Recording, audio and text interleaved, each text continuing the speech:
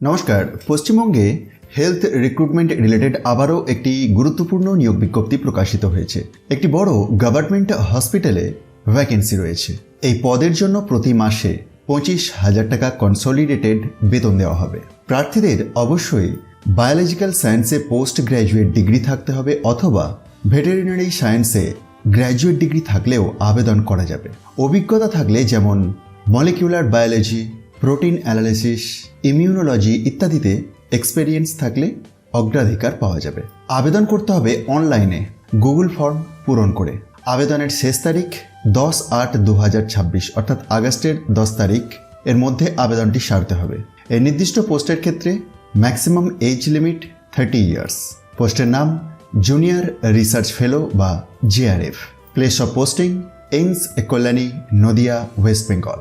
চাকরিটি সম্পূর্ণ কন্ট্রাকচুয়াল। প্রথমে 6 মাসের জন্য নিয়োগ হবে, পরে পারফরমেন্স অনুযায়ী বাড়ানো হতে পারে। কোনো টিএ বা ডিএ দেওয়া হবে না ইন্টারভিউয়ের জন্য। সিলেকশন হবে রিটিন টেস্ট বা ইন্টারভিউ এর মাধ্যমে অফলাইন।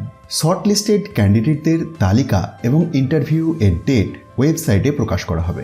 নির্বাচিত প্রার্থীদের ইমেলের মাধ্যমে জানানো হবে।